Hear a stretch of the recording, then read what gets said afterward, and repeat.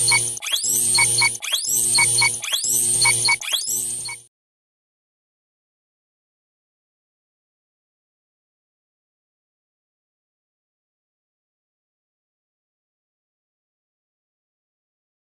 warahmatullahi wabarakatuh. Saya Nanda Widya Nur Habibah, NIM 933511819 dari kelompok 2 akan mempresentasikan tentang yang pertama, yakni pengertian opini publik. Jadi, opini publik sendiri adalah pendapat kelompok masyarakat atau sintesis dari pendapat dan diperoleh dari suatu diskusi sosial dari pihak-pihak yang memiliki kaitan atau kepentingan. Dan dari sikap dan kepercayaan ini biasanya dianut oleh populasi orang dewasa. Dan dalam menentukan opini publik, yang dihitung bukanlah hanya jumlah mayoritas, namun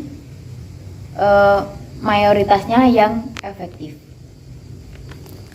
Dan subjek opini publik sendiri adalah masalah baru yang kontroversial, di mana unsur-unsur opini publik adalah pernyataan yang kontroversial, lalu mengenai suatu hal yang bertentangan, dan yang terakhir reaksi pertama atau gagasan baru.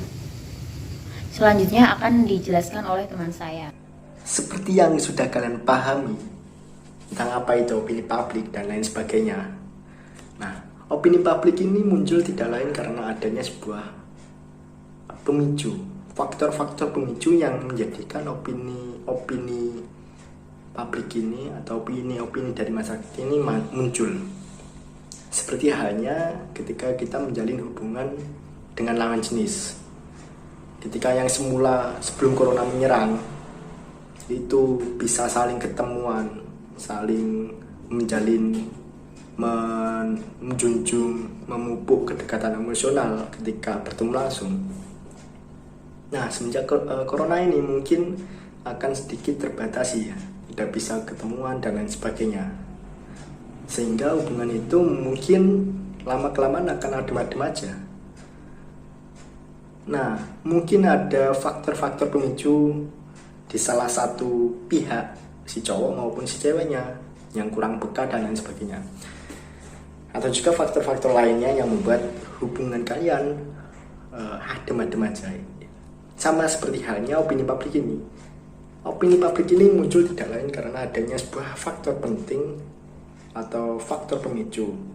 Nah, dalam karyanya Oli tahun 2011, Bernard Hennessy menyebutkan setidaknya ada 5 faktor penting atau 5 faktor pemicu yang bisa menyebabkan opini publik ini muncul.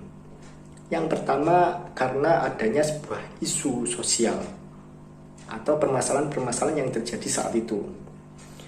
Seperti contohnya yang kemarin itu tentang pengesahan RUU Cipta Kerja, itu juga banyak menuai konflik atau kontroversial dalam kehidupan masyarakat.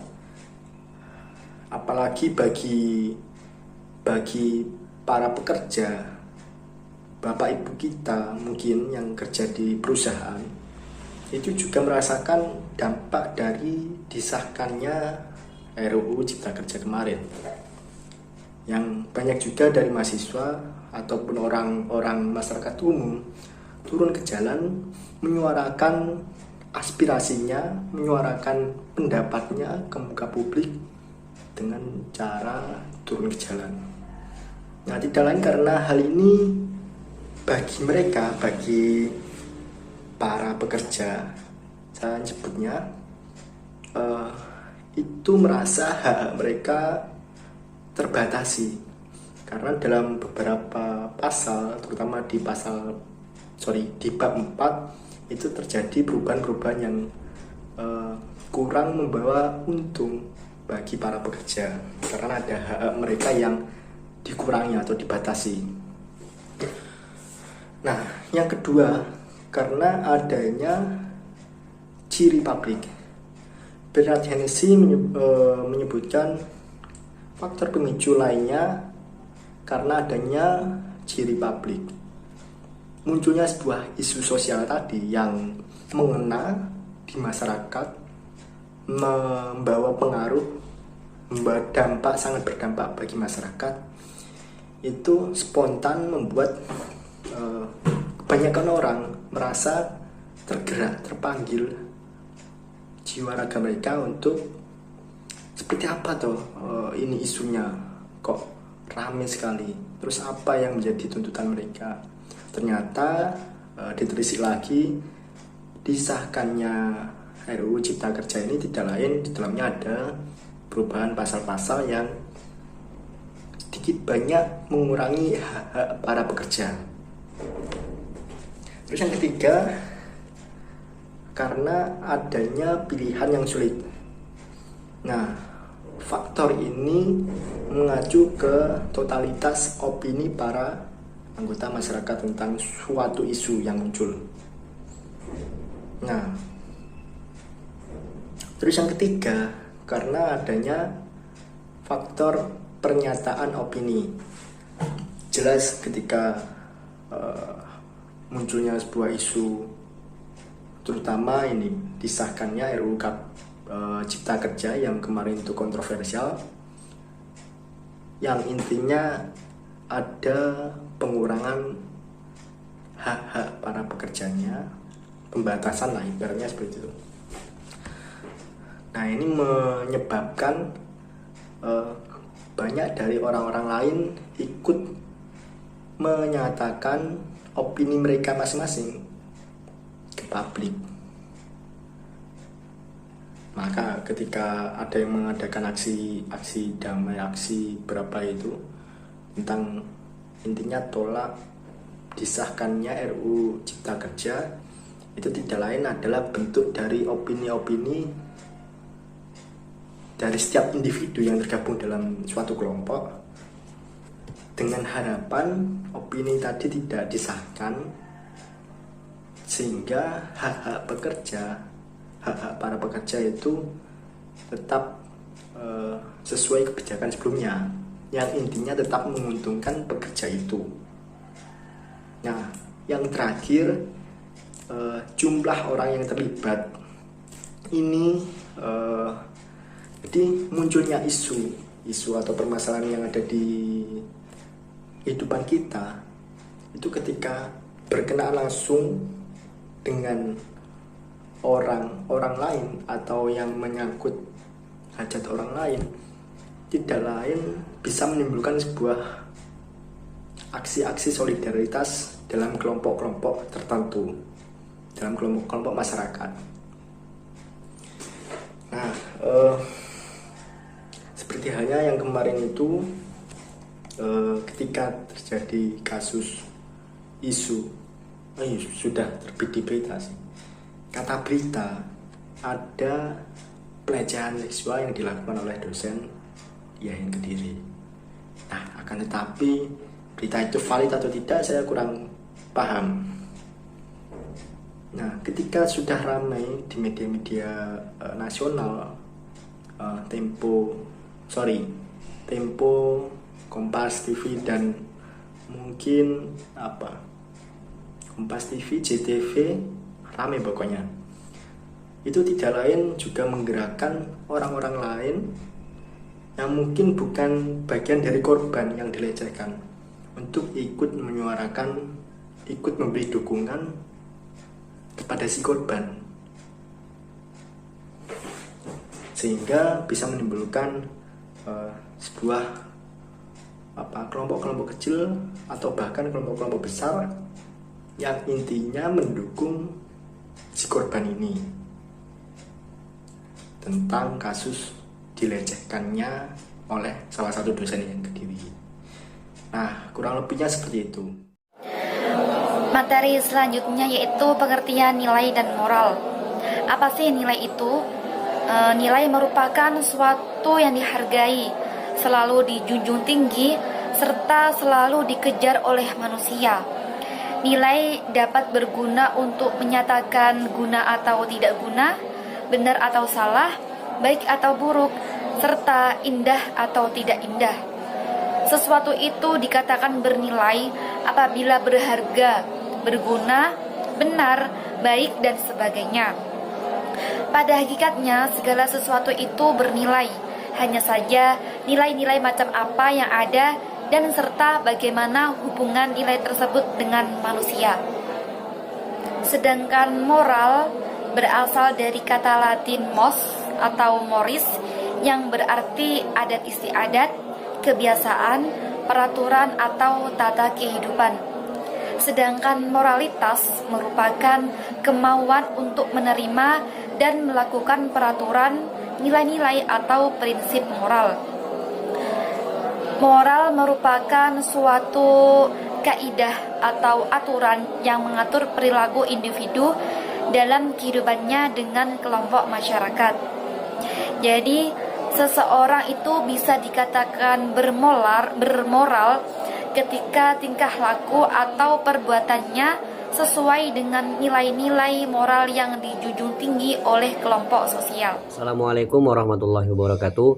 Di sini saya akan melanjutkan penjelasan dari teman saya, yaitu bentuk-bentuk nilai moral. Ada banyak sekali moral value di dalam kehidupan bermasyarakat, baik itu yang bernilai positif maupun negatif. Mengacu pada definisinya, adapun beberapa contoh nilai moral adalah sebagai berikut. Yang pertama, berbicara dengan sopan kepada orang lain. Misalnya, berbicara dengan sopan pada orang tua merupakan salah satu contoh penerapan moral yang baik dalam keluarga dan masyarakat. Yang kedua, membuang sampah pada tempatnya. Ini merupakan contoh tindakan yang sesuai dengan value positif. Yang ketiga, antri sesuai urutan. Mengantri menunggu giliran dengan tertib dan teratur merupakan bentuk moral value yang positif. Yang keempat, tindakan koruptif, yaitu suatu tindakan seseorang yang ingin mendapatkan keuntungan pribadi dengan cara memanfaatkan jabatan, tidak jujur dan merugikan orang lain. Dan yang kelima ataupun yang terakhir, menjaga ketenangan lingkungan. Tindakan menjaga suasana lingkungan masyarakat tetap kondusif dan tidak terjadi keributan. Mungkin hanya itu dari saya, dilanjutkan oleh rekan saya yang lain. Perkenalkan, nama saya Afrila Salsabila dengan NIM 933515919. Fungsi dan peran opini publik dalam masyarakat mendukung moral. Seperti yang dibahas di subbab sebelumnya bahwa ada keterkaitan peran penting dari opini publik sebagai bagian dari pendukung moral di masyarakat. Dalam perkembangan awalnya, opini publik selalu dikaitkan dengan politik, terutama dalam konteks negara demokrasi, baik sebagai sistem politik maupun demokrasi sebagai gaya hidup. Emory S. Bragdas mengemukakan bahwa opini publik mempunyai 3 fungsi sebagai kekuatan dalam kehidupan sosial dan politik. Nah, ketiga fungsi tersebut diantaranya adalah: 1. Opini publik dapat memperkuat undang-undang dan peraturan-peraturan. Yang kedua, opini publik merupakan pendukung moral dalam masyarakat. Yang ketiga, opini publik dapat menjadi pendukung eksistensi lembaga-lembaga sosial dan lembaga-lembaga politik. Dalam hal peranan opini publik dalam mendukung eksistensi lembaga-lembaga sosial dan lembaga-lembaga politik, itu menjelaskan bahwa semua golongan yang tersusun baik organisasinya, kerjanya, mutlak harus memperoleh dukungan kuat dari opini publik. Opini publik mempunyai fungsi dalam kehidupannya. Sosial dan individu menyebutkan bahwa opini publik memiliki 3 fungsi bagi seseorang, yaitu 1. The cognitive function. The cognitive function ini berarti opini publik berfungsi memberikan pengertian, sehingga dengan adanya pengertian itu seseorang dapat objektif menanggapi persoalan atau masalah yang meraba dalam masyarakat. Yang kedua ada the identification function. The identification function yakni opini publik berfungsi memperkenalkan pendapat-pendapat yang merupakan kesepakatan kelompok kepada individu anggotanya. Yang ketiga ada the resolving of the internal faction. The resolving of internal faction yaitu opini publik berfungsi untuk memecahkan persoalan internal suatu kelompok, antara lain dengan melakukan pembagian tugas antar sesama anggota kelompok. Opini publik pada dasarnya merupakan pendapat umum atas problematika yang menyangkut hajat orang banyak. Jadi peran opini publik ini sangat berpengaruh dan bahkan bisa sedikit banyak mengurangi permasalahan-permasalahan yang menyangkut mirisnya moralitas dalam bermasyarakat maupun bernegara. Peran dan fungsi opini publik.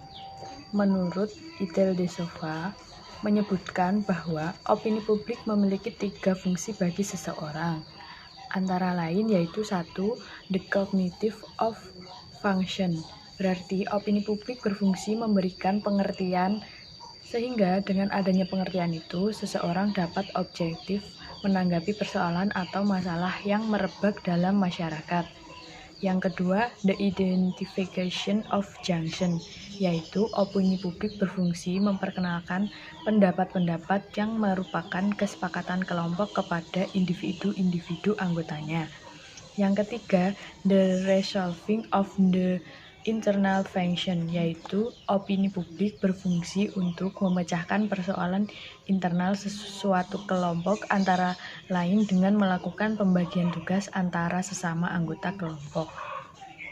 Perkenalkan, nama saya Nurul Rofiqoh Maulidina dengan NIM 933500419.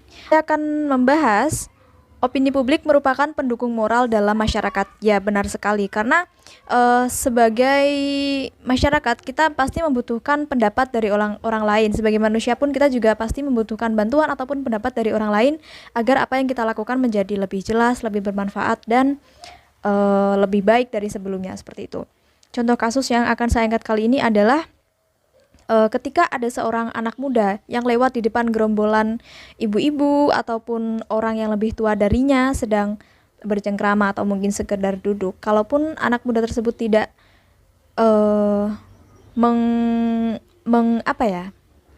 menunjukkan kesopanan, kalau dia lewat di depan para segerombolan ibu-ibu itu pasti akan dicap sebagai, oh anak ini gak sopan, oh anak ini kok gini gitu. Apalagi kalau sebagai mahasiswa kita juga harus memiliki etika dan moral yang baik tentunya. Nah, dari situlah kita bisa belajar bahwa opini publik dapat menjadi pendukung moral dalam kehidupan bermasyarakat. Jadi setelah kita mendapatkan cuitan ataupun dihujat sedikit karena ketidaksopanan tadi ketika lewat di depan gerombolan ibu-ibu, maka kita akan mendapatkan sebuah pencerahan gitu. Oh iya, mungkin karena memang kurang sopan makanya mereka jadi seperti ini gitu. Baik, mungkin itu saja yang bisa saya sampaikan. Kurang lebihnya mohon maaf. Kelompok kami pamit undur diri. Wassalamualaikum warahmatullahi wabarakatuh.